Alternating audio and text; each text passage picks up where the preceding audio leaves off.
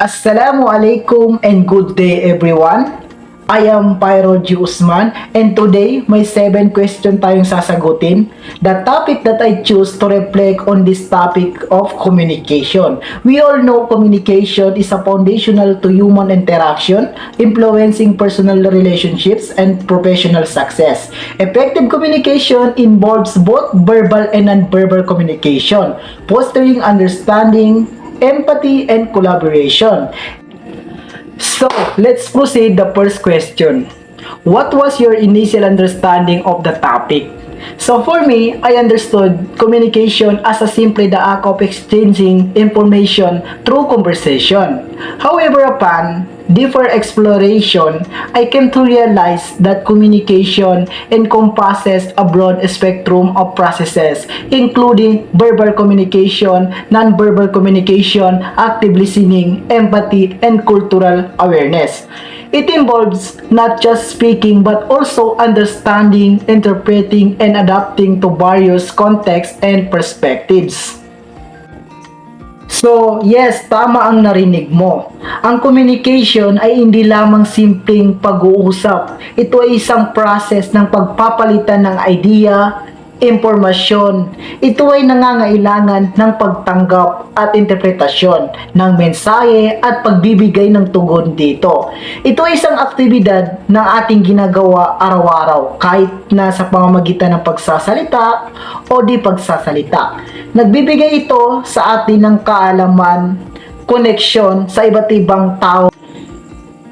So bilang estudyante ng social work, ay napaka-importante ang komunikasyon dahil isa itong pangunahing aligi na nagbibigay daan sa mga profesional na makipag-ugnayan at makipag-empower sa kanilang mga kliyente. Ito hindi lamang tungkol sa pagbibigay ng impormasyon at pagtanggap ng feedback, ngunit higit sa lahat, ito ay tungkol sa pagbuo ng tiwala, paghunawa at pagtutulungan sa paglutas ng mga problema at pagtugon sa mga pangangailangan ng mga taong kanilang pinagsisilbihan.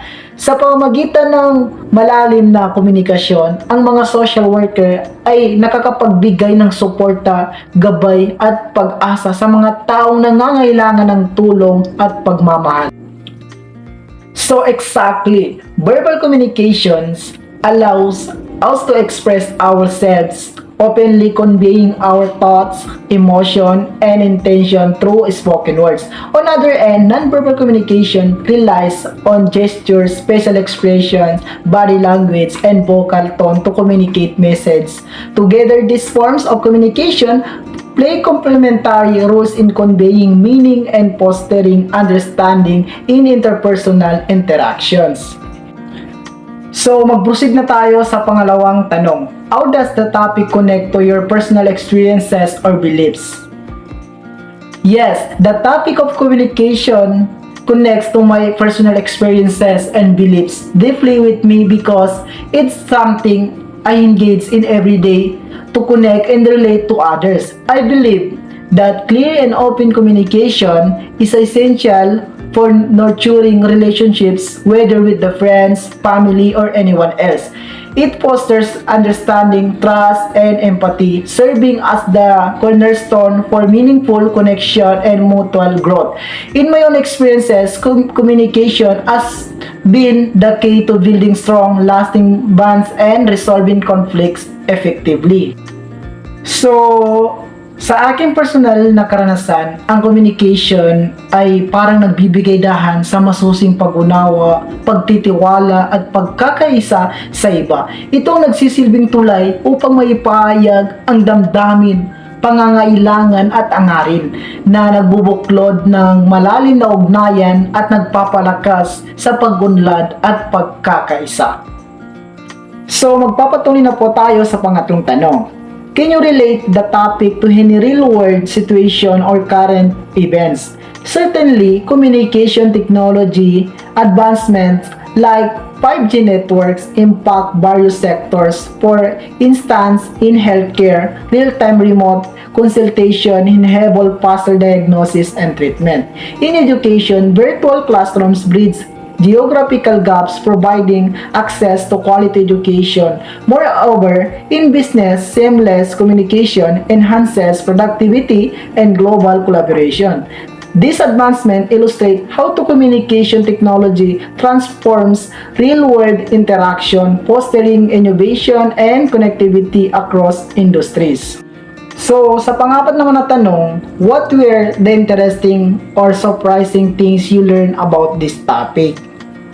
One of the most interesting aspects of communication I discovered is the power of nonverbal in conveying messages. While words are important, nonverbal signals like gestures, facial expression, and even the tone of voice can sometimes speak volumes on their own. Its surprising revelation about communication is its cultural nuances. Gestures or expressions can have vastly different meanings across cultures, leading to misunderstandings. Additionally, the impact of digital communication on interpersonal relationships was unexpected. While convenient, it can sometimes lack the depth and nuance of face-to-face interaction, altering how we connect. The fifth question, how have these insight impacted your perspective or understanding? These insights have deepened my understanding of communication by revealing the intricate dynamics between language, context, and intention. Recognizing the nuances helps me provide more accurate and contextually appropriate responses. It reinforces the importance of clarity, empathy, and adaptability in effective communication, whether between humans or inhuman-machine interaction like ours. So, ang pagkilala sa mga subtlety na ito ay nagbibigay dihin sa kaalagaan ng kalinawan, pag-unawa at pagiging handa sa pagbabago sa mga sitwasyon ng komunikasyon. Sa ganitong paraan, mas lalo akong nagiging sensitibo at epektibo sa pagkikipag-ugnayan sa mga individual at sa mga sitwasyon ng pakikipagtalastasan. Sa pangalan na tanong naman, how can you apply what you have learned from this topic in your daily life or future studies? For me, I apply in my daily life or future studies. Communication skills can be used to improve my relationship with friends, family, and coworkers. This may allow me to be more effective and reliable in explaining ideas and feelings. In future studies, understanding the dynamic of communication can be the foundation for deeper studies in the fields of humanities, psychology, or business management, where effective communication is an important part of success. So the last question, what are the key takeaways or lessons you have learned from this topic? So ang mga pangunahing aral na aking natutunan sa paksa ng komunikasyon ay ang kahalagahan ng kalinawan, pag-unawa at pagiging bukas sa pagbabago.